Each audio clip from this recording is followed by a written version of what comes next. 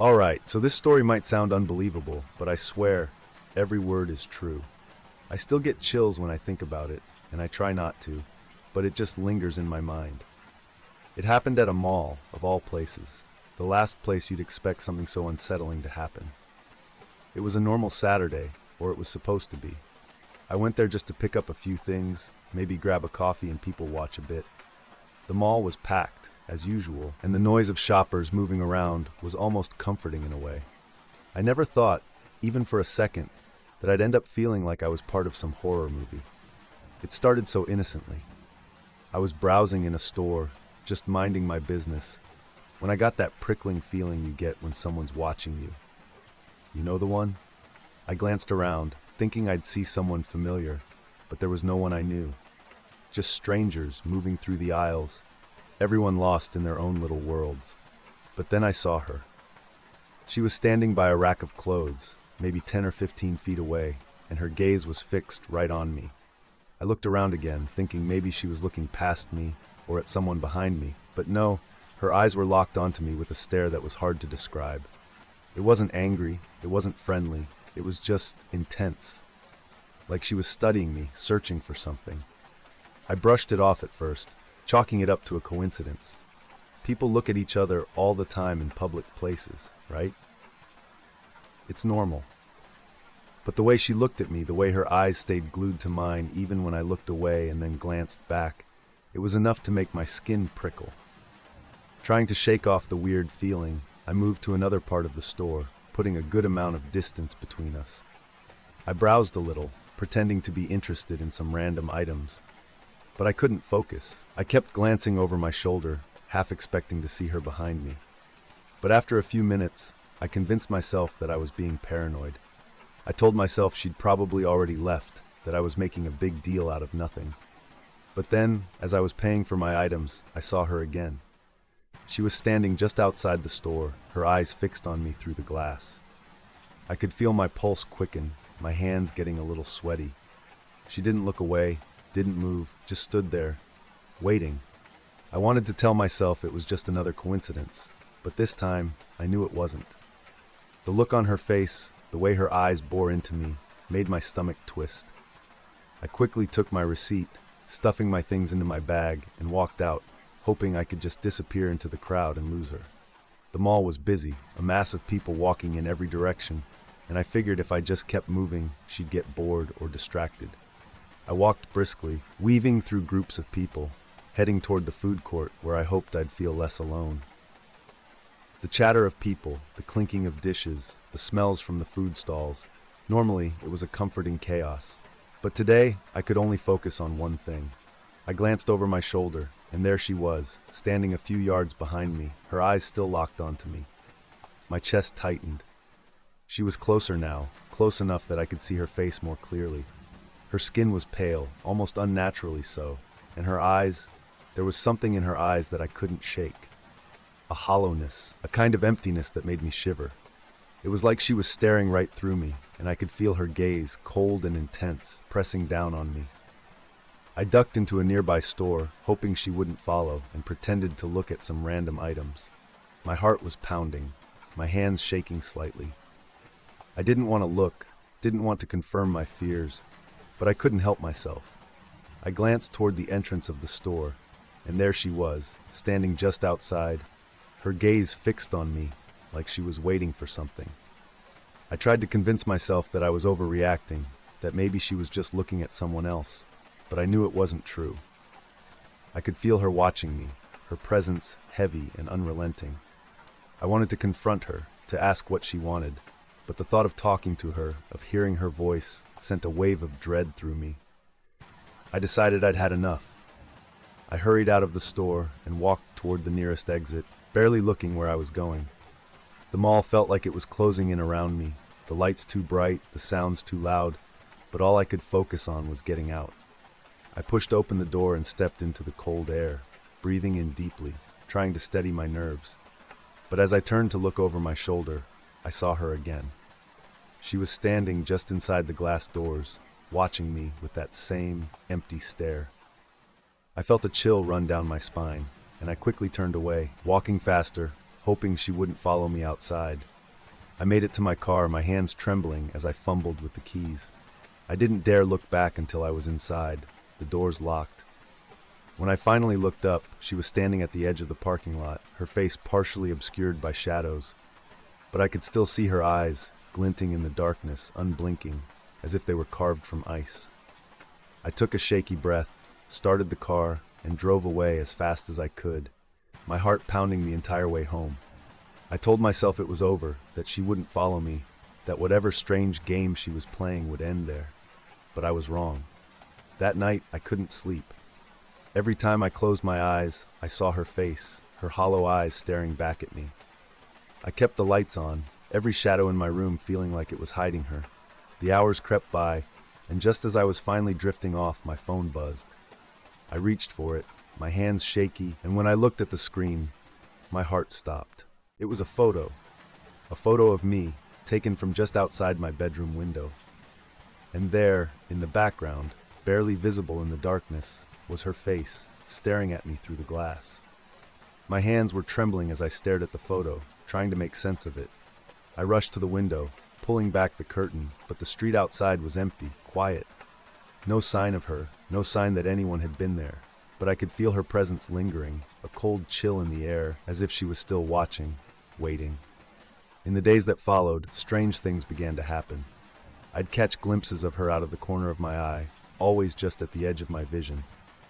The shadows in my apartment seemed darker, deeper, and I started hearing faint whispers, soft and unintelligible, as if she was trying to speak to me from some hidden place. I didn't know what she wanted, but I knew one thing: she wasn't going to leave me alone. And every time I tried to ignore her, to convince myself it was just my imagination, the sightings grew worse. She appeared closer, more often, her hollow eyes following me wherever I went. I started staying with friends, hoping the change of scenery would help, but it didn't. She was always there, lurking in the shadows, watching me with that same relentless stare. It was like she was bound to me, a part of my life that I couldn't escape. One night, desperate for answers, I returned to the mall. I wandered the empty halls, hoping to find some clue, some reason for why she'd latched onto me. And as I stood in the exact spot where I'd first seen her, I felt a presence behind me. I turned slowly, my heart pounding, and there she was, standing only a few feet away, her face pale and her eyes filled with a strange, unreadable expression. I took a step back, my voice barely a whisper. "Why are you doing this? What do you want?" For a long moment, she just stared at me, her face expressionless. And then in a voice as cold as ice, she spoke. "You shouldn't have noticed me." Her words sent a chill through me, and I realized too late that it wasn't her who had been watching me. It was me who had seen her first, and now she would never let me go. It happened on a stretch of back road late one night. You know those country roads, 2 lanes, barely lit, flanked by dark woods and fields stretching on forever. I was coming home from my friend Jake's place after a late movie night. We'd gotten a little carried away chatting about everything, so by the time I hit the road, it was pushing 2 a.m. There wasn't a single car on that stretch, not a house in sight. Just darkness, and the kind of silence that presses on you until it feels like your ears might pop. I'm not a nervous driver, but something about the night felt stiller than usual. No sound from the trees, not a single cricket, just the hum of my car as I took each curve and bend. About 20 minutes into the drive, I noticed this figure up ahead, standing on the edge of the road. Just standing there. My headlights didn't quite reach them at first, but as I got closer, I could make out a dark silhouette against the dim glow of my beams. Something about it didn't feel right, though I couldn't put my finger on what it was. They were still, absolutely still, like they'd just appeared there. I felt that sort of gnawing feeling in my stomach, you know? The kind that makes your brain start telling you to turn around, go back, keep driving, anything to get away. I tried to convince myself it was nothing. Probably some poor soul whose car broke down, I thought. So I slowed down just a bit, debating if I should stop. Then the figure turned their head. Not their body, just their head. A slow, deliberate turn in my direction, like they knew I was watching them. It was the oddest feeling, like I was being seen in a way I'd never been seen before. My grip tightened on the wheel, and for some reason a chill ran down my spine.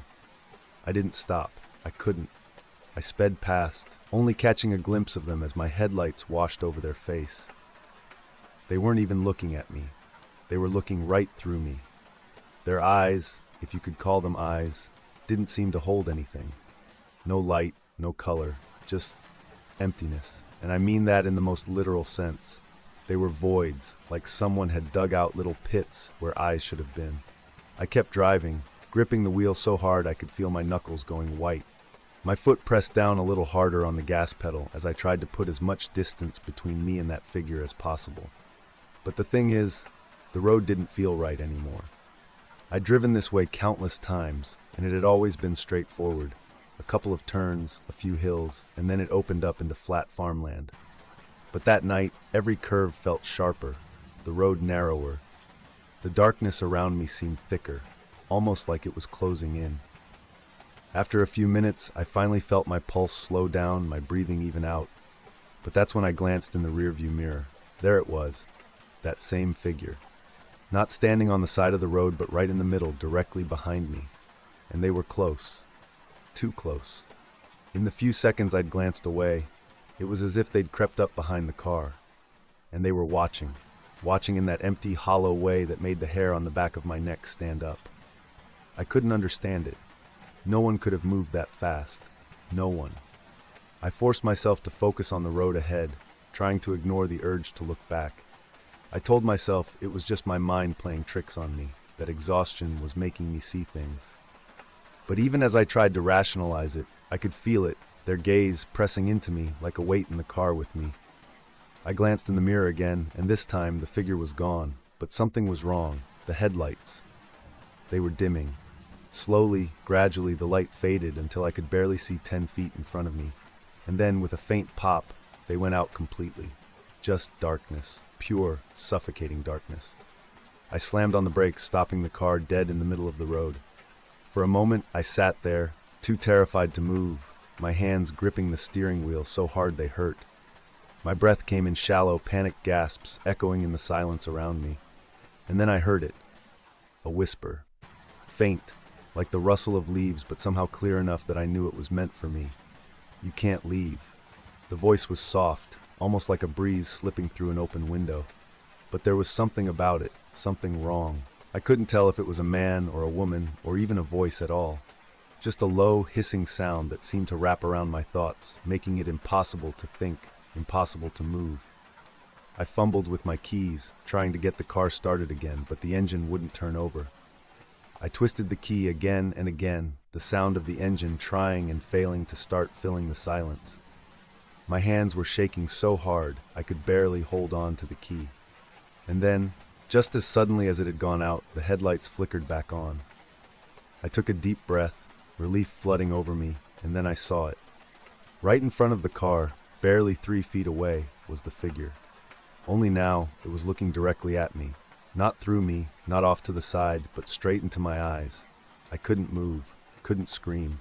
I just stared back, transfixed, as the figure reached a hand out, placing it on the hood of my car. I watched as their fingers stretched and twisted, as if they were melting into the metal. Somehow, I found it in me to hit the gas. I don't know if it was instinct or sheer terror, but I floored it, the tires screeching as the car lurched forward.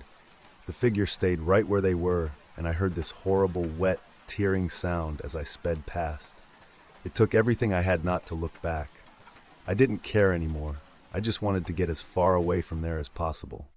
Finally, after what felt like hours, I saw the lights of a gas station up ahead. I pulled in, shaking, my heart still racing, and stumbled out of the car.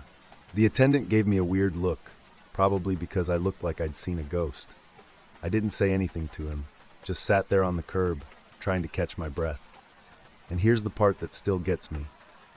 When I finally managed to calm down, I went over to check the front of my car to see if I'd imagined it. There on the hood were 5 distinct blackened marks, like burn marks in the shape of a handprint. They were seared into the metal, dark and twisted, exactly where the figure had placed its hand. A few weeks after that night, I couldn't shake the feeling that something had latched onto me, like the image of that shadow had burrowed itself deep into my mind. Every time I closed my eyes, those empty eye sockets would flash before me, staring through the glass as if they knew something about me, or as if they knew I'd eventually return to that road. Then, another night, around midnight, I was at home when my phone rang. It wasn't a number I recognized, and I almost didn't answer it, but something compelled me to pick up. I lifted the phone, muttering a cautious, "Hello?" There was silence at first, just a long, quiet pause. And then, faintly, almost like a whisper crackling through static, I heard it. "You can't leave." The voice was exactly the same, soft, hollow, like a whisper barely brushing past my ear. The same chilling, unnatural tone that had haunted me that night. My hand trembled, and I wanted to hang up, but it was like my body was frozen in place. The line went dead, but I kept the phone pressed to my ear, feeling a cold sweat break across my skin. I knew it wasn't over. When I moved into that house, I thought I was starting fresh. New town, new life, and best of all, a quiet little cottage with enough space for me to finally have some peace. It wasn't a big house, just a little place set back from the road, almost hidden behind a line of big leafy trees that swayed whenever the wind picked up. The kind of house you'd picture in a postcard, where you could settle in with a cup of coffee in the morning and watch the sun come up through the window. The first few nights were fine. A little quiet, a little too empty maybe, but I chalked that up to getting used to the place. The house had a few quirks, like most old places. Some creaky floorboards, the way the windows rattled a bit when the wind blew, and that odd musty smell that never seemed to fade, no matter how many windows I opened. But by the third night, I started to hear it. It was subtle at first. A light tapping, like the sound of something gently brushing against the outside walls. I remember lying in bed, thinking it was a tree branch or maybe the wind, but it kept coming back at the same time each night. Midnight, like clockwork, as if something outside knew exactly when I'd be lying there, half awake, listening to the empty, quiet house. I brushed it off. I told myself it was nothing, just nerves from living alone in a new place. But then on the fourth night, the tapping was louder, sharper, like someone was tapping their fingers right on the window pane next to my bed. Just a steady, rhythmic tap, tap, tap. I pulled the covers up to my chin, frozen, listening, barely breathing, trying to convince myself I was imagining it. It kept going for what felt like hours.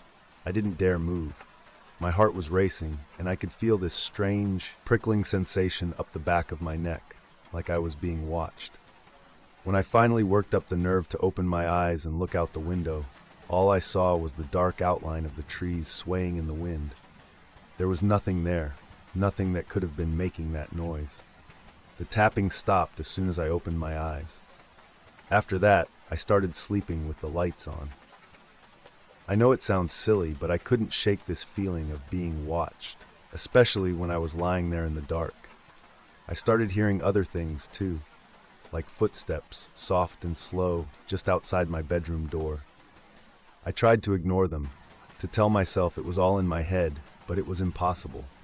Every night, the sounds seemed to get closer, and every night the house felt a little colder, like the warmth was being sucked right out of it. I even tried calling a friend once, asking if they'd come stay with me for a few days, but no one could make it. "It's just an old house," they'd say. "They make noises, it's probably just settling." But they didn't hear the sounds I did. They didn't feel that cold chill that crept through the house, settling deep into the walls, making every corner and every shadow feel off. Then one night, about a week in, I woke up to something different. I could feel it immediately, that sense of dread prickling over my skin. The house was silent, too silent. No creaking floorboards, no rattling windows, just this heavy, unnatural stillness. My stomach twisted, and I knew deep down that something was wrong. I lay there, holding my breath, listening. And that's when I heard it. It wasn't tapping this time. It was the sound of breathing, faint, slow, and deliberate, like someone standing right outside my bedroom door, listening to me. I felt my heart leap into my throat. I didn't dare open my eyes, and I barely let myself breathe, praying that whatever was out there would just go away. But the breathing didn't stop. It grew louder, heavier, like it was getting closer. And then, just when I thought I couldn't take it anymore, it stopped. I lay there for a long time, waiting for the silence to settle back in. But as I started to relax, something even stranger happened. There was this smell, like something damp and musty, but with a metallic tang, almost like blood. It filled the room, chokingly thick, and I knew right then that I couldn't stay in that room any longer. I slipped out of bed as quietly as I could, barely daring to breathe, and tiptoed toward the door. My hands were shaking as I reached for the handle, twisting it ever so slowly, praying that it wouldn't make a sound. I swung the door open and peered into the hallway, half expecting to see... Well, I don't know what I was expecting, but the hall was empty. The house felt even colder out there, like something had seeped into the walls. I crept down the stairs, every creak of the steps making my heart pound harder. The entire time I felt like I was being watched, like there were eyes on me from every shadowed corner, tracking my every step. When I finally reached the front door, I flung it open and stepped outside, taking a deep, shuddering breath of fresh air. I stayed out there for hours, sitting on the steps, wrapped in a blanket, watching the house as if expecting something to come to the window, to reveal itself. But the house just sat there, dark and still, like it always had. By the time dawn broke, I'd convinced myself it was just my mind playing tricks on me. But as I made my way back inside, something caught my eye. There, on the wall next to my bedroom door, was a handprint, dark and smudged, as if someone had pressed their hand there and left it, like a mark, a claim on the house, or maybe a claim on me. And the smell, faint, metallic, like blood, still lingered in the air. After that, I couldn't stay there anymore. I packed up my things as fast as I could, barely stopping to take a breath. But the entire time, I felt like I was being watched. I could feel eyes on me, following me as I moved from room to room, lingering in the doorways, just out of sight. I wish I could say that once I left that house, everything went back to normal, that the feeling of being watched eventually faded, or that the sound stopped haunting me. But that's not how it went. In fact, things got worse. A few days after moving out, I started noticing strange things around my new apartment. I'd be lying in bed, just about to drift off, and then I'd hear it. The same familiar tapping. It was faint at first, like a soft rustling sound, just enough to make me wonder if I was imagining it. But it kept happening, growing louder each night, almost like it was getting bolder, less afraid to let itself be known. One night I worked up the nerve to investigate. I got out of bed, heart pounding, every instinct telling me to stay put, but I had to know. I checked every window, every door, every corner of the apartment, but nothing was there. No branches, no leaks, no signs of anything that could explain the sound. But as I turned to head back to bed, the tapping started up again, louder, closer, right by the door to my bedroom. I took a step back, feeling my stomach twist. Then out of nowhere, the smell returned, that same cold metallic scent creeping through the air, filling the apartment. The smell of blood. I don't know what possessed me, but I whispered out loud, "What do you want?" For a moment there was silence, and I almost laughed at myself for being so ridiculous. But then I heard it, a faint whisper, barely audible, right by my ear. "Let me in." I froze. My hands started shaking, my legs felt like lead. I backed up until I hit the wall, trying to make sense of what was happening, trying to believe that I was just hearing things. But the voice came again, clearer, louder, like someone standing right beside me. "Let me in." I slammed my hands over my ears, trying to block it out, trying to make it stop. I shouted, "Go away!" But the whisper just kept coming, over and over, relentless, each word pressing into my mind like a cold hand gripping my thoughts. By morning, the voice was gone. But I didn't feel any relief. If anything, I felt worse, like whatever it was had found me and wasn't planning on leaving anytime soon. Every night after that, the tapping would start again, and I'd hear the whisper, closer each time. Then, about a week later, I woke up to find something that made my blood run cold. On the wall beside my bed, right where I sleep, was a handprint. Dark and smudged, almost identical to the one I'd seen in the old house. Only this time it was dripping. I backed away, horrified, feeling the weight of that cold metallic smell pressing in around me. I ran out of the apartment, not caring about anything I'd left behind. All I wanted was to get away, as far as possible, from whatever was haunting me. Now I move constantly, never staying in one place too long, never letting myself get comfortable. But no matter where I go, it always finds me. It all started one Friday night.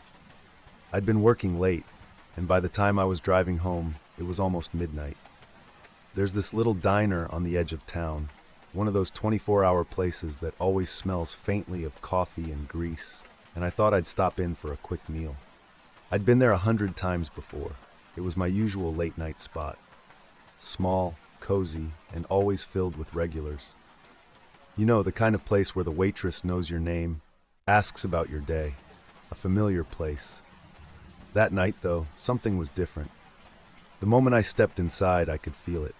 The light seemed dimmer than usual, casting long, eerie shadows that stretched across the checkerboard floor. The air was heavy, thick with the smell of burnt coffee and something else I couldn't quite place. Something metallic and stale, like old blood. The usual hum of conversation was missing, too. Normally you'd hear people talking, forks clinking against plates, maybe even someone laughing. But that night, it was dead quiet. Just the low hum of the refrigerator and the faint hiss of the grill from the kitchen in the back. I could have sworn I felt a draft, like someone had left a window open in the dead of winter, even though it was the middle of July. I shrugged it off and took a seat at the counter. The waitress, someone I'd seen countless times before, came over. She looked different somehow. Her face was pale, her eyes slightly unfocused, and her hands trembled just a little as she handed me a menu. "You're here late tonight," she said, her voice barely a whisper. "Yeah, long day," I replied, trying to keep things casual. "Everything all right here?" She didn't answer, just stared at me, her mouth opening slightly, as if she wanted to say something, but then she just shook her head and walked away. That's when I noticed something odd about the place. It was mostly empty, save for a couple of people in the back booth, faces obscured by shadows. But the strangest part was, they weren't eating or talking, just sitting there, perfectly still, their heads slightly bowed. I tried to brush it off, telling myself they were probably just tired or keeping to themselves. But something about them set off alarm bells in my head.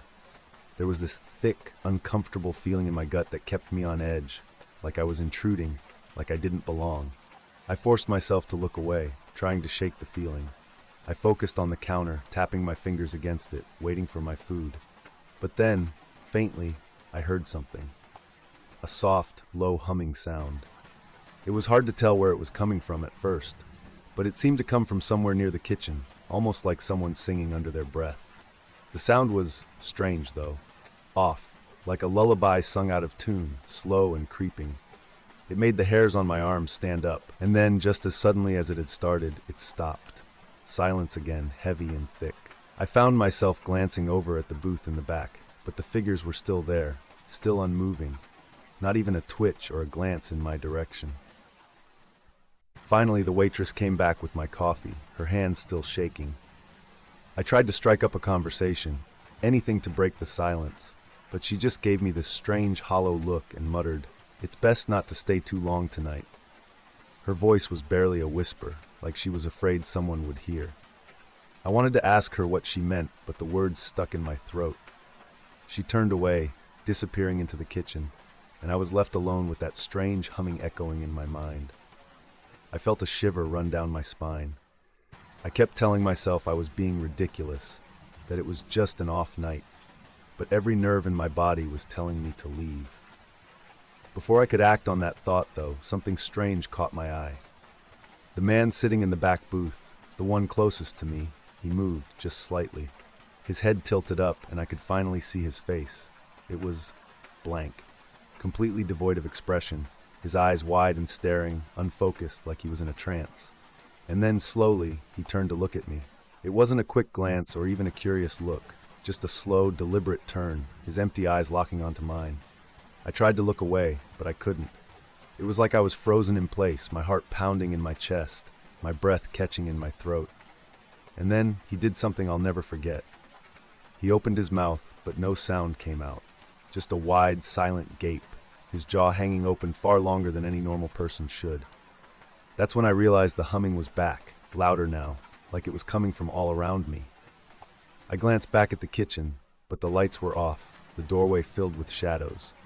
And that's when I saw it, a figure just barely visible in the dim light, standing at the edge of the kitchen doorway. It was tall and thin, its limbs too long, its head cocked at an odd angle. It was watching me. I was sure of it. I didn't wait. I threw some money on the counter, got up, and started walking toward the door. But as I passed the booth in the back, I felt something cold brush against my arm. I turned, and the man was reaching out to me, his eyes still unfocused, his mouth still open in that horrible, silent scream. I pulled away, practically stumbling as I made it to the exit. I burst through the door, breathing in the cool night air, trying to calm my racing heart. I didn't look back. I couldn't. But as I started walking back to my car, I heard it again, that low humming sound drifting out from the diner, wrapping around me like a chill in the air. It followed me all the way to my car, growing fainter as I got farther from the building until finally, mercifully, it disappeared. But the strangest part was when I turned back to look at the diner from across the parking lot. The lights were off. The lights were off. The sign that usually glowed so brightly was dark, and the place looked completely deserted, like it had been abandoned for years. I could feel my heart pounding, my head spinning as I tried to make sense of it. I got into my car, my hands shaking as I gripped the steering wheel. I drove away, not daring to look back, but that night I couldn't sleep. Every time I closed my eyes, I'd hear that humming, soft at first, then growing louder, like it was right there in the room with me. The next day, I couldn't help myself. I went back just to see if what I'd experienced was real. The diner was there, looking just like it always had, bright lights, bustling with people. I went in, half expecting to see the waitress or that man in the booth, but it was just normal, completely normal. I asked the woman behind the counter about the night before, about the people, the sounds, the lights going out, but she just gave me a confused look. "We close at 10, she said. "We haven't been open 24 hours for years." It's strange, you know? Even now, after everything, I can't quite let it go. It's been months since that night, but I still feel like it's with me. Every so often, I'll be alone, late at night, and I'll swear I hear that humming. It doesn't make sense. It shouldn't be there, but it is. The other night, I had a friend over, and we were watching a movie. It was one of those calm, easy nights where you don't think anything could go wrong. But then, just as the credits were about to roll, the power flickered. Just a small blip, off and on, barely a second, but in that moment I thought I heard it. The humming, that same eerie, tuneless melody, drifting through the silence like a bad memory I couldn't shake. I tried to ignore it, tried to act like nothing was wrong, but the moment my friend left, it came back. Only this time, it was closer. I could hear it just outside my door, almost like someone was standing on the other side, humming softly, waiting for me to open up. I tried to tell myself it was just my mind playing tricks. Maybe I was just wound up, still spooked by that night in the diner. But as the humming grew louder, my heart started to pound. I couldn't ignore it anymore. I had to know. Slowly, I walked to the door, pressing my ear against it, listening. The sound was faint but unmistakable, like a lullaby sung just out of tune. It went on, looping endlessly, like whoever was humming it had forgotten the rest of the melody. My hand trembled as I reached for the doorknob, fighting every instinct telling me to leave it closed. But something inside me needed to see, needed to know if it was really there. I twisted the knob, opened the door a crack, and peered out into the dark hallway. Empty. Just shadows stretching down the hallway, nothing out of place, nothing unusual. But the humming didn't stop. It was louder now, closer, like it was coming from right beside me. Then, I caught a movement out of the corner of my eye, a dark, blurred shape in the window's reflection.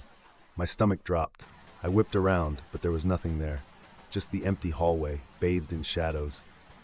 I closed the door, backing up until I hit the wall, breathing hard, my pulse racing. The humming stopped. I stood there, heart pounding in my chest, trying to calm myself down, but then, a tap.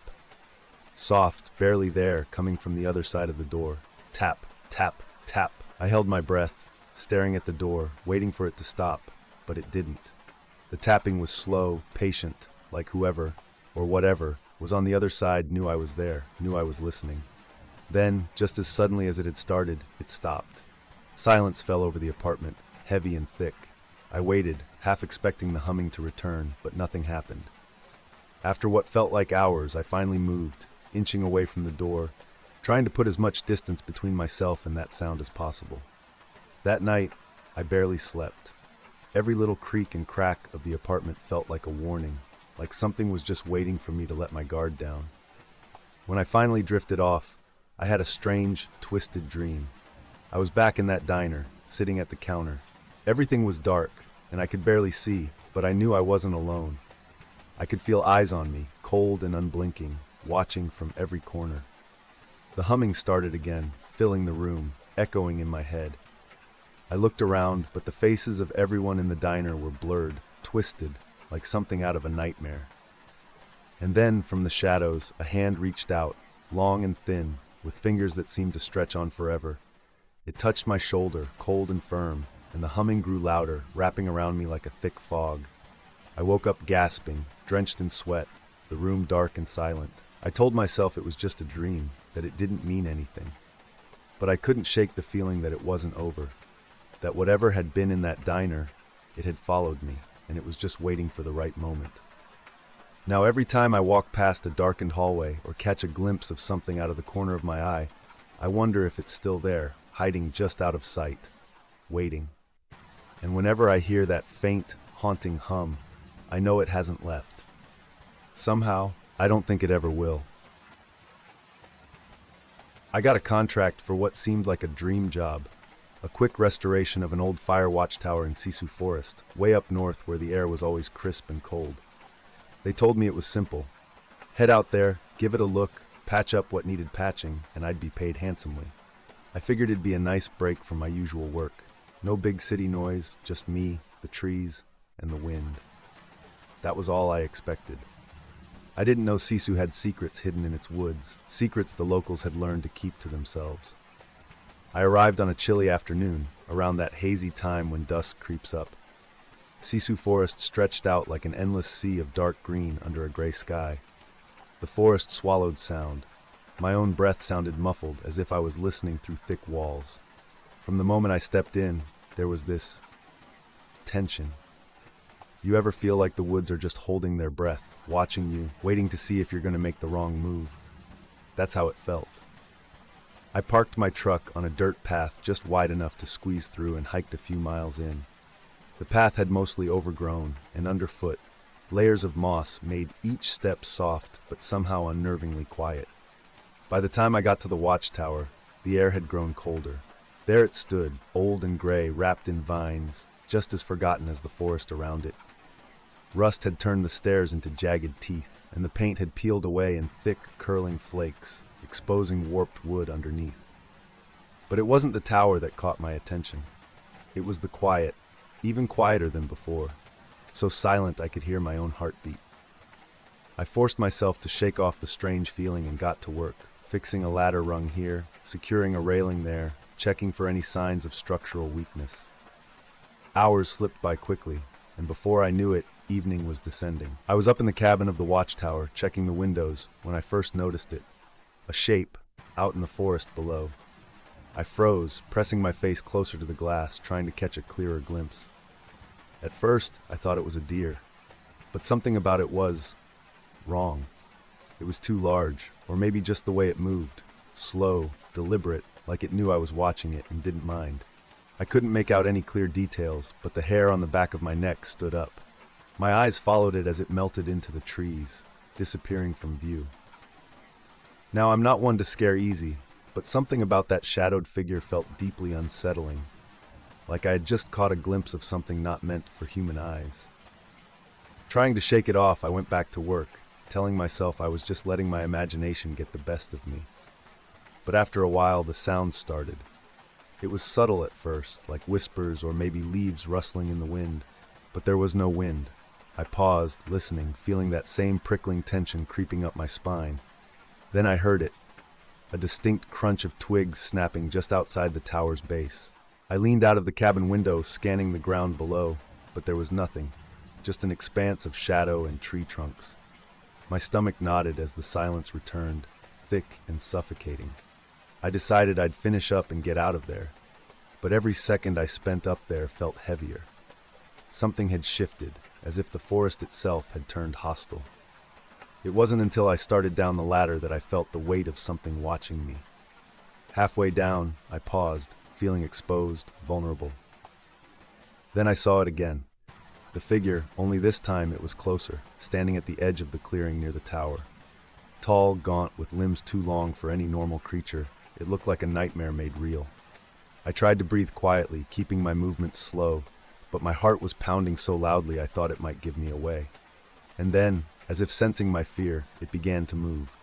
Slowly at first, its jerky steps carrying it closer and closer. The way it moved, it was as though each step was deliberate, calculated, like it knew exactly how to make my skin crawl. I hurried down the ladder, nearly slipping as I reached the ground, and backed away, glancing frantically between the creature and the tower. It was closer now, close enough that I could see the glint of something sharp where its eyes should have been. Every instinct told me to run, but something else, something darker, maybe, kept me rooted in place. And then it let out a sound, a low, guttural growl that seemed to reverberate through the very earth beneath me. I spun on my heel and sprinted toward the tower, lungs burning, every muscle in my body screaming to escape. I bolted up the ladder, the creature's twisted shadow following me. Once in the cabin, I locked the door and pressed myself against the wall, heart hammering. I could hear it below, circling the tower, the sound of claws scraping against the wood. In a panic, I searched the cabin for anything I could use as a weapon. A broken piece of railing, a rusted screwdriver, anything. Then I heard it, a scratching, right against the thin door of the cabin. It was like it was testing the wood, pushing gently, deliberately, almost like it was taunting me, letting me know that it could break through whenever it wanted. My heart was racing so fast I thought I might pass out, and the air in the cabin felt stifling, thick with the smell of rot. And then there was a lull, a pause, as if the creature was giving me a moment to consider my fate. I crept toward the window, careful not to make a sound, and peered out. What I saw chilled me to the core. The figure was crouched at the base of the tower, staring up at me with those hollow, gleaming eyes. But it wasn't alone anymore. Dozens of shadowy shapes were emerging from the trees, gathering around the tower like some twisted congregation. They didn't move or make a sound. They just stood there, watching, waiting. That's when I remembered the local stories. I'd heard them in passing, but I hadn't paid them much mind. They were just old superstitions, legends about spirits that roamed the woods, creatures that were neither animal nor human. Stories of hunters who had gone missing, of eerie lights seen deep in the forest, of things that would follow you home if you weren't careful. And here I was, in the dead center of those tales, trapped in a decaying watchtower with no way out. I sat there, waiting, heart pounding, my mind racing through every possible escape plan. But every idea seemed to crumble as soon as I thought of it. I was trapped, completely at their mercy. Then, just as the first light of dawn began to break through the trees, the figures began to retreat, one by one, fading into the forest until only that first creature remained. It stood there, staring at me for what felt like an eternity, before finally disappearing into the shadows. When I got back to town, I didn't talk about it at first. I convinced myself it was just my mind playing tricks. Maybe I was overtired, or the isolation had messed with my head. But even so, I couldn't shake the feeling that something had followed me. That feeling of being watched, it didn't stay in the forest. It lingered. Days turned into weeks. I was back to my usual work, fixing up old houses and restoring crumbling buildings. But every so often, I'd catch a shadow moving in the corner of my eye, or I'd hear a faint scraping sound, like claws on wood. It happened so often that I started losing sleep. I'd lie awake at night, staring into the darkness, half expecting to see those hollow eyes watching me from a corner of the room. One night, I was driving back late from a job in another town. The road was empty, just me and the darkness stretching out ahead. I'd finally started to relax when I spotted something on the side of the road. I slowed down, thinking it was a deer or maybe a stray dog. But as I got closer, my heart dropped. It was that figure again, tall, gaunt, with limbs stretched impossibly long. It stood just at the edge of my headlights, unmoving, watching me. I slammed on the brakes, my whole body frozen in place, hands gripping the wheel so tight my knuckles turned white. And then, just as suddenly as it appeared, it melted back into the trees, like a shadow sinking into darkness. I didn't wait to see if it would come back. I floored the gas pedal, speeding down the road, heart pounding, barely able to keep my hands steady. When I finally made it home, I locked every door and window, pulling the curtains tight. But no matter how much I tried to convince myself it was all in my head, I knew it wasn't over. That's when I remembered the local stories. I'd heard them in passing, but I hadn't paid them much mind.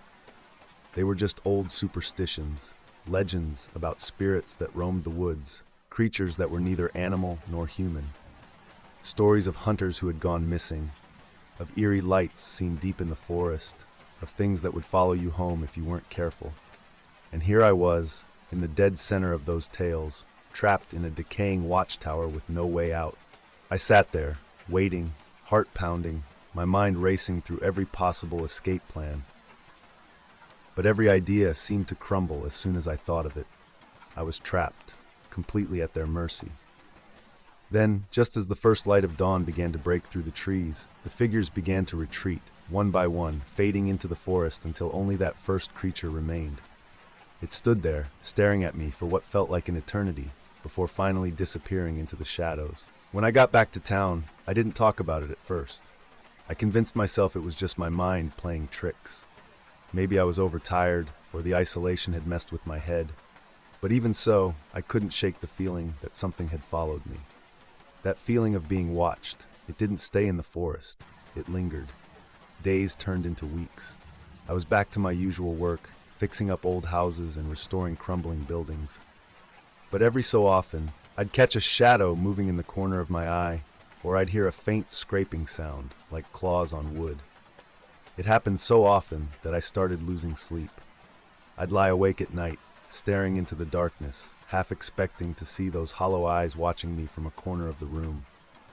One night, I was driving back late from a job in another town.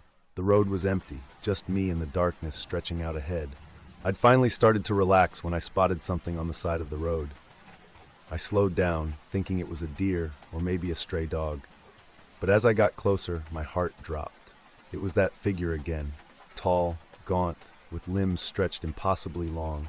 It stood just at the edge of my headlights, unmoving, watching me. I slammed on the brakes, my whole body frozen in place, hands gripping the wheel so tight my knuckles turned white. And then, just as suddenly as it appeared, it melted back into the trees, like a shadow sinking into darkness. I didn't wait to see if it would come back. I floored the gas pedal, speeding down the road, heart pounding, barely able to keep my hands steady. When I finally made it home, I locked every door and window, pulling the curtains tight. But no matter how much I tried to convince myself it was all in my head, I knew it wasn't over. When I finally reached the forest, I stood at the edge of the trees, staring into the dark shadows that waited for me. The sun was high, casting long beams of light that cut through the trees. But even in daylight, the forest felt suffocating, as if it had been waiting for me to return. I walked slowly, retracing my steps, back to that old watchtower. The air was still, the silence so deep it felt alive. And then, as I stepped into the clearing, I saw him. The Watcher, standing in the exact spot he had been when I first saw him. He was waiting for me, as if he'd known I'd come back. I swallowed, my whole body trembling, but I forced myself to speak. "What do you want?" My voice sounded small, lost in the vast silence. For a long moment there was nothing, just that hollow stare, empty and endless. And then he took a step forward. My instinct was to run, but I stood my ground, rooted by a strange, calm acceptance. He stopped, his hollow eyes boring into mine. And in that moment, I understood. He wasn't here to hurt me, not exactly. He wanted me to understand his fate, to know what it felt like to be lost, forgotten, trapped in the darkness forever. And then, as the shadows deepened, he turned and faded back into the forest, leaving me alone in the clearing. I stood there, feeling the weight of his presence lift, replaced by an eerie calm. I never saw the Watcher again after that. It was as if, by facing him, I'd somehow broken whatever hold he had on me. But I couldn't forget those eyes, those hollow, gleaming eyes that seemed to look straight through me. Sometimes when I close my eyes, I still see them, watching from the edge of the forest. I haven't been back to Sisu since. But every now and then, I wonder if he's still out there, waiting, watching, for the next person to wander into his woods. It started simply enough. My buddy Sam told me about this hidden lake deep in the woods. He said it was quiet, barely touched by people, with fish that practically jumped into the boat. Sam was a fishing nut, always talking about his secret spots, and I figured he was overselling it, but I'd had a rough year, and the idea of disappearing into the wilderness for a while sounded pretty good. Sam couldn't join, but he gave me directions and a tackle box full of gear, and off I went. When I arrived, the forest was calm and still. It was the kind of quiet that presses in on you, makes you feel like you're the only person for miles. The path to the lake was winding and overgrown, branches reaching out like arms to grab at my pack and clothes. It was hard work, but I enjoyed it, feeling the familiar tug of curiosity and adventure. The trees around me were tall and dense, filtering the light so that everything felt shaded and cool, almost too cool for a summer day. Eventually I found the lake. Sam hadn't exaggerated, it was beautiful. The water was so clear that I could see fish swimming close to the shore, and the air had that clean, earthy smell of damp leaves and wood. I found a spot right at the edge, set up my pole, and settled in. Hours passed in peaceful silence, the kind of silence that lulls you into a strange sense of calm. I remember the way the trees swayed gently, the soft whisper of leaves in the breeze. But after a while, I started to get the strange feeling that I wasn't alone. You know that prickly sensation, like there's someone standing right behind you? I tried to shake it off, thinking maybe it was just the solitude messing with my head. I'd been alone in the woods before, and sometimes your mind starts playing tricks on you. Then I saw it. Just for a second, a flash of color between the trees. Bright yellow, like the eyes of an animal catching the light. It was far away, almost hidden behind a cluster of pines, but the intensity of it made me freeze. It didn't look like an ordinary animal, and it was too high up, too far above the ground. For a moment I thought it might have been some sort of owl, but it wasn't moving. Those eyes were still, unblinking, and I felt a shiver run down my spine. I forced myself to turn away, but I couldn't shake the feeling that something was watching me. The shadows seemed darker, the air heavier. I tried to focus on fishing, but I found myself glancing over my shoulder every few minutes, expecting to see those eyes again. Eventually the sun began to set, and the forest grew colder, the air damp and heavy with the scent of moss and wet leaves. I figured I'd call it a day, maybe come back tomorrow with fresh eyes and a rested mind. As I packed up, though, I heard something in the trees behind me. A low, guttural growl. Not loud, but deep, like it was coming from something big. I stood still, every muscle tensed, listening. I'd been around animals all my life, and this sound was unlike anything I'd heard before. It wasn't quite a wolf, but it wasn't human either. My heartbeat quickened, and I forced myself to take slow, deliberate steps away from the sound, my hand gripping the strap of my pack so tightly it hurt. The sound faded as I left the lake, but the feeling didn't. The further I walked, the darker the forest seemed to grow, as if the sun was setting faster than it should. The trees closed in around me, the branches whispering, and the air felt thick and cold. I could feel the hair on the back of my neck standing on end, and I kept glancing back, half expecting to see those yellow eyes again. When I finally reached my campsite, the darkness had settled, and a deep silence hung over everything. The kind of silence that's so complete it presses in on you, makes every tiny sound echo in your head. I set up a small fire, its light flickering weakly against the encroaching shadows.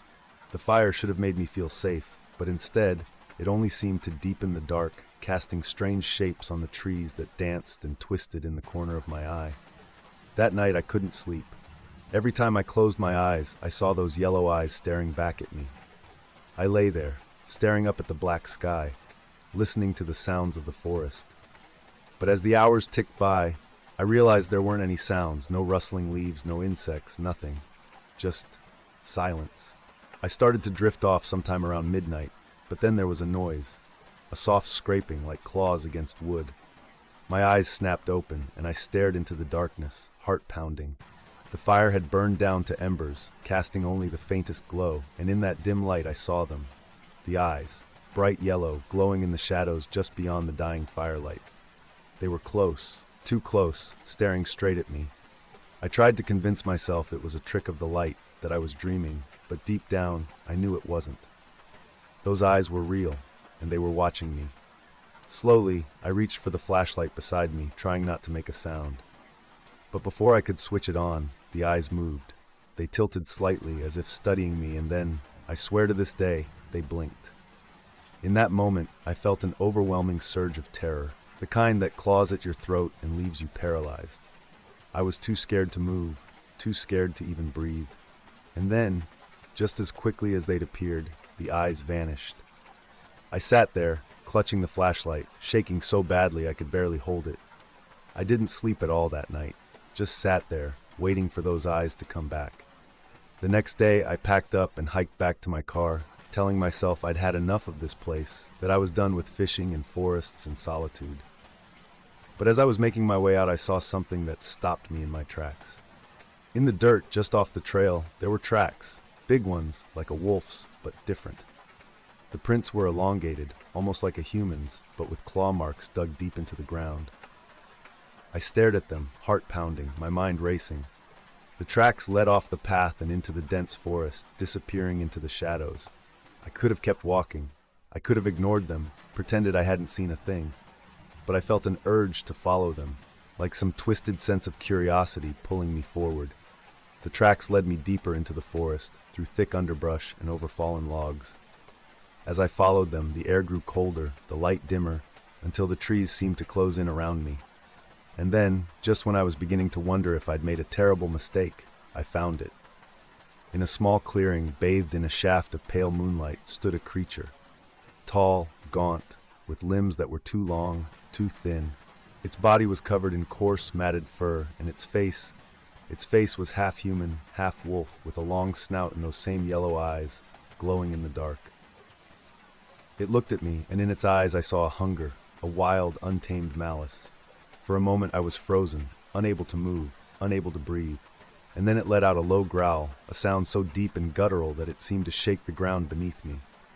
That snapped me out of my trance, and I turned and ran, crashing through the forest, branches scratching at my face and arms. I didn't stop running until I reached my car.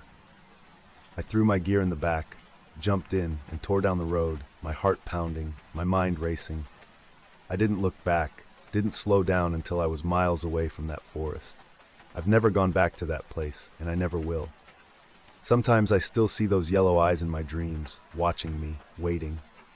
And I can't shake the feeling that somewhere, deep in those woods, it's still out there, stalking the shadows, waiting for the next person to wander too far, to stray into its territory. I don't know what it was. Maybe a spirit, maybe a curse, maybe something even worse. But whatever it wasn't just an animal. It was something old, something dark, something that belongs to the wild places we've forgotten.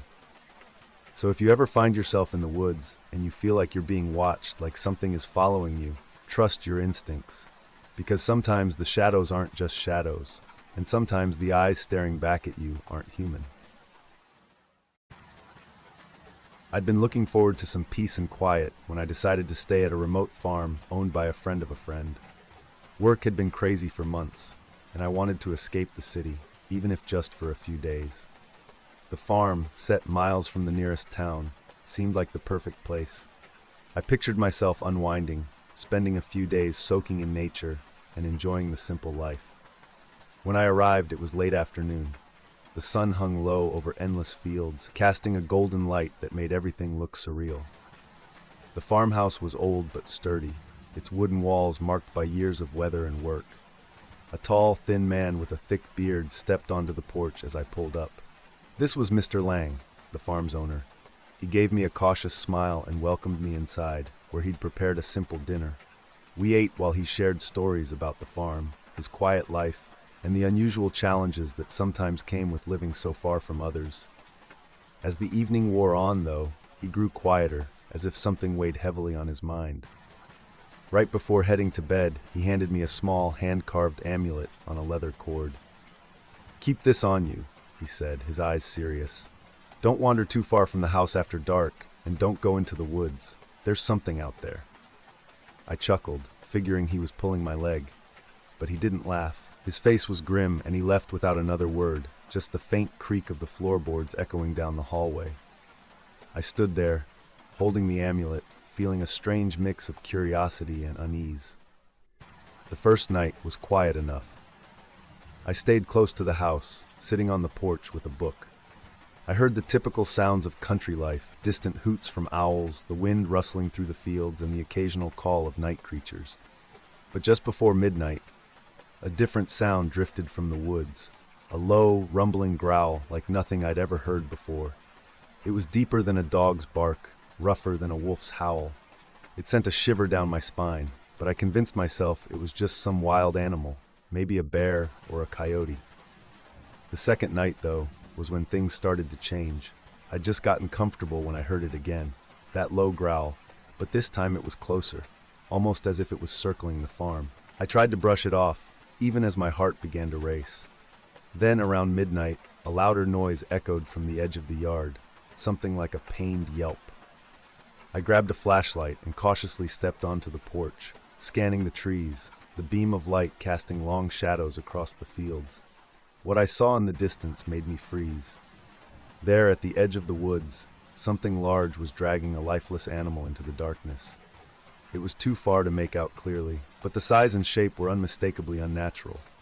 It moved on four limbs, but its back was hunched, almost like a person crouched down low, and its eyes, two glowing dots in the dark, locked onto me with a gaze so intense that it felt like they were boring into my soul. I stumbled back into the house, heart pounding. The amulet hung heavy around my neck, and I clutched it tightly, as if it alone could keep me safe. I didn't sleep that night, and when dawn finally broke, I almost felt foolish. Maybe it had been a wild animal. Maybe my mind had exaggerated what I saw. But as I walked out to the porch, my heart sank. Scattered near the edge of the fields were several animals, chickens and a few goats, dead and torn apart in a way that wasn't natural. No predator would leave them like that, scattered and torn, as if something had just ripped them open for the sake of it. Later that morning, I told Mr. Lang what I'd seen, expecting him to reassure me. But he only nodded, his expression grim.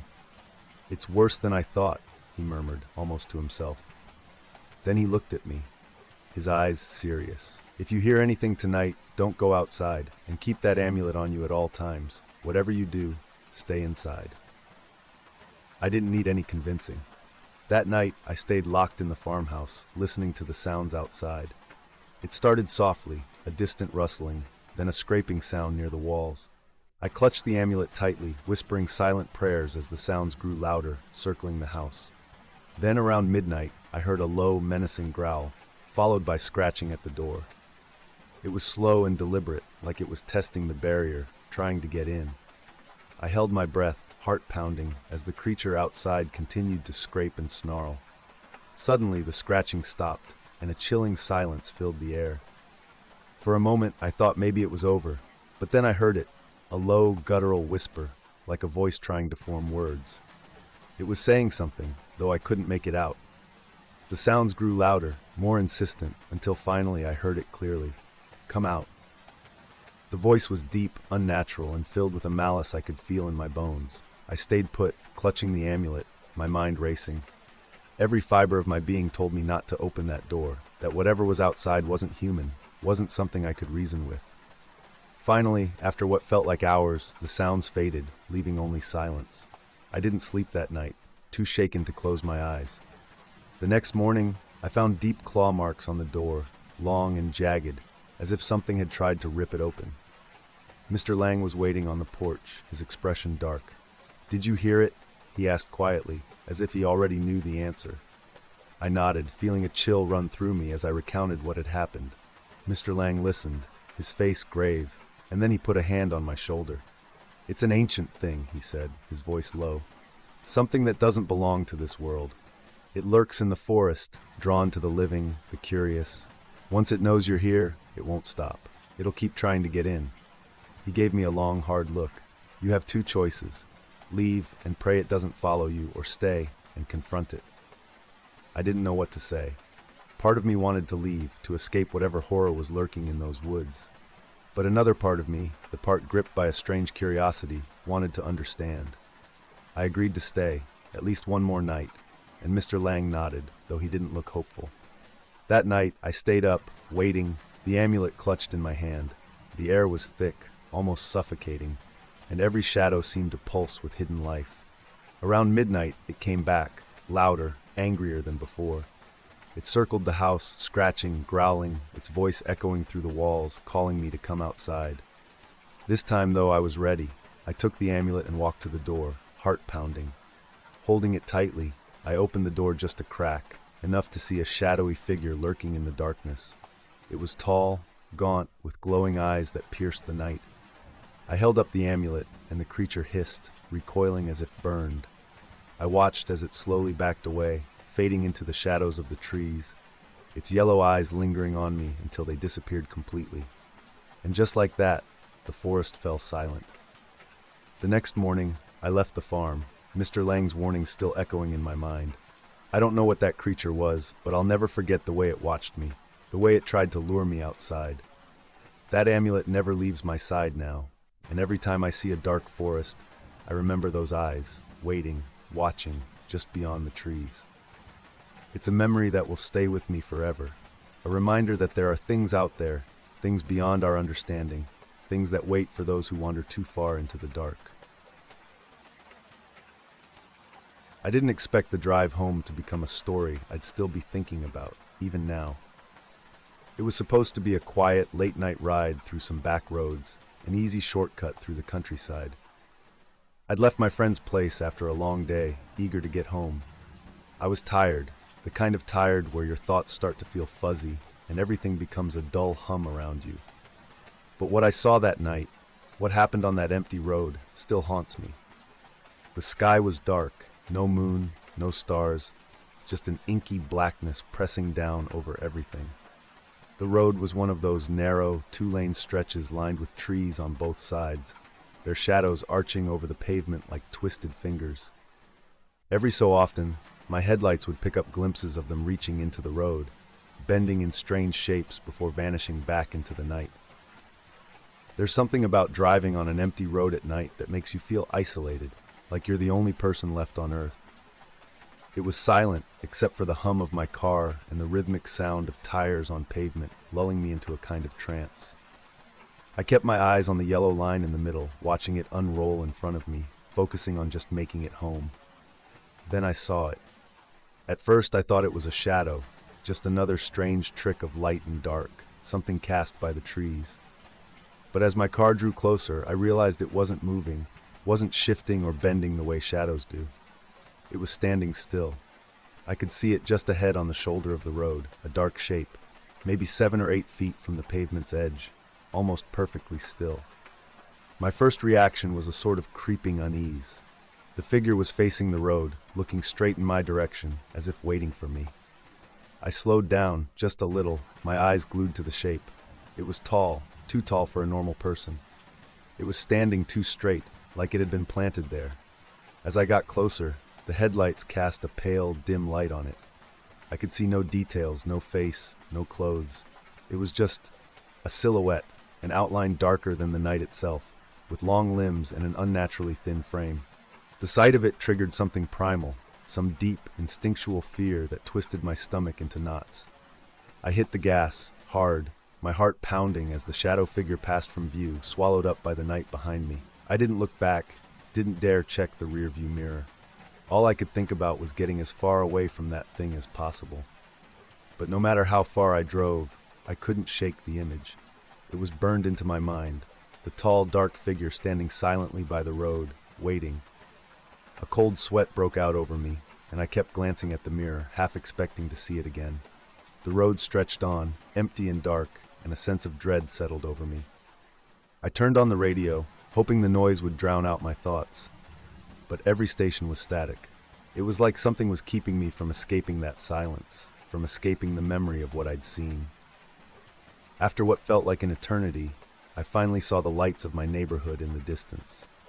I breathed a sigh of relief, feeling the tension start to ease as I pulled onto familiar streets, my heart slowing to a normal rhythm. By the time I reached my driveway, I'd almost convinced myself that it had been my imagination. Maybe I was just too tired, maybe the shadows of the trees had played tricks on me. But that night, lying in bed, the image came back.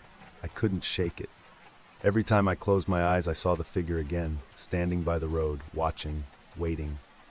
I kept telling myself it wasn't real, that I was just exhausted, that I'd seen a shadow or an animal, something logical, something explainable. The next day, I tried to laugh it off, told myself it was just one of those strange things that happen when you're tired and alone at night. But over the next few days, little things kept happening. I'd catch glimpses of movement in the corner of my eye, just a shadow or a flash of darkness. When I turned, there was nothing there, just empty space. One night, I was getting ready for bed when I heard something outside. It was a soft shuffling sound, like footsteps, coming from the direction of the street. I froze, listening, heart pounding. I told myself it was just an animal, maybe a stray dog or a raccoon. But then I heard it again, a slow, deliberate sound, like someone dragging their feet along the sidewalk. I looked out the window, my breath fogging up the glass, and my stomach dropped. There, standing under the streetlight at the end of my driveway, was the same figure. Tall, dark, impossibly still. It was just standing there, its face hidden in shadow, watching my house. A chill ran down my spine. I wanted to look away, to run, but I was rooted to the spot, staring at it. The streetlight flickered, casting strange shadows that danced across its form, making it look almost alive, like it was shifting, stretching. And then, without warning, it started to move. Slow, measured steps, its gaze fixed on me. I stumbled back, yanking the curtain shut, heart racing as I tried to make sense of what I'd just seen. I called the police, told them there was someone outside my house, but when they arrived, there was no one there, just the empty street, as silent and still as ever. After that night, the figure didn't come back, at least not in the same way. But I kept seeing it, in the shadows, in reflections, always at the edge of my vision. Every time I drove down that road, I felt its presence, felt its gaze following me. Then one night, I was driving home late again, this time with a friend. I didn't want to take that road, but it was the quickest route, and I figured having company would make it easier. As we drove, I tried to keep up a conversation, hoping it would keep my mind off things, but the closer we got, the heavier the air seemed to become. It was as if the darkness itself was pressing in on us, filling the car with an oppressive silence. When we reached the spot where I'd first seen the figure, I couldn't help glancing over. And there it was, standing by the road exactly where it had been before, just as still, just as silent. My friend saw it too. I could tell by the way his face went pale, his hands tightening on the wheel. "Do you see that?" he whispered, his voice shaking. I nodded, unable to speak, my throat dry with fear. We didn't stop, didn't slow down. We drove past, the figure fading into the darkness behind us. Neither of us spoke for the rest of the drive. After that, I avoided that road at all costs. It didn't matter if it added 20 minutes to my drive. I couldn't bring myself to pass that spot again. But the figure kept haunting my thoughts, appearing in my dreams, watching from the edge of the darkness. It's been years now, but I still think about that night. Sometimes, late at night, I'll catch a glimpse of something out of the corner of my eye. A tall, dark shape standing just beyond the reach of the light. I'll turn, and there'll be nothing there. But I can feel it, like a shadow waiting just beyond my sight. As much as I wanted to forget, to move on with life, that figure kept finding ways to creep back into my mind. Every time I'd start to feel like myself again. Like maybe it had all just been a bad memory. Something small would happen to drag me right back to that road, to that dark silhouette on the roadside. About a month after that last drive with my friend, I started having a recurring nightmare. In it, I'd be driving alone down the same road, the same trees arching overhead, pressing in on me with their dark branches. The car would be moving, but I'd feel like I wasn't getting anywhere, like I was driving in circles. The road stretched on forever, and even though I knew I should just turn around, I couldn't stop. I'd keep driving, my heart racing, my hands gripping the wheel so tightly that my knuckles turned white. And then, there it would be. That figure. Not standing on the roadside this time, but in the middle of the road, blocking my path. I couldn't see its face, couldn't make out any features, just a dark, tall shadow against the night. In the dream, I'd slam on the brakes, the car screeching to a halt, but the figure wouldn't move. It'd just stand there, waiting, watching. I'd feel its eyes on me, even though I couldn't see them. And then, just when the silence became unbearable, it would start walking toward me. I'd try to scream, but no sound would come out. My hands would be frozen on the wheel, unable to turn or drive away. I'd be trapped, forced to watch as it got closer and closer. Right when it was close enough to reach out and touch my window, I'd jolt awake, heart pounding, sweat soaking my sheets. I'd lie there in the dark, gasping for breath, half expecting to see that dark figure standing in my room, waiting for me. One night, after another bout of the same nightmare, I couldn't take it anymore. I had to get some answers, even if they were just enough to put my mind at ease. So I started researching. I searched for any stories about that stretch of road, any local legends, anything that could explain what I'd seen. It took some digging, but eventually I found an old newspaper article about an accident that had happened on that road years ago. It was vague, but it mentioned a man who'd gone missing after his car broke down late at night. Witnesses claimed to have seen him standing by the side of the road, waving for help, but no one ever stopped. By morning, he was gone, his car abandoned and his tracks leading into the woods. He was never found. There was something about that story that stuck with me, something that felt familiar. The way the witnesses described him, a lone figure on the side of the road, silent, waiting. It was exactly what I'd seen. The article ended by saying that some locals believed his spirit still lingered on that road, hoping someone might finally stop for him. The thought made my skin crawl. What if that shadow I'd seen was him, still waiting, still searching for someone to notice him, to help him? But that didn't explain the terror, the way it felt like he wasn't just waiting, he was watching, following, haunting. I wanted to let it go, to chalk it up to a ghost story, but something inside me wouldn't let it rest. I felt drawn back to that road, as if it was calling me, as if the figure itself wanted me to return. One night, against my better judgment, I decided to go back. Maybe it was my curiosity, maybe it was a need for closure.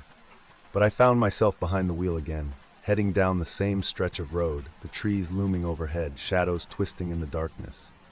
My heart was racing, my hands gripping the wheel tightly, but I kept going, eyes scanning the roadside, looking for any sign of him. And then, just like before, I saw it.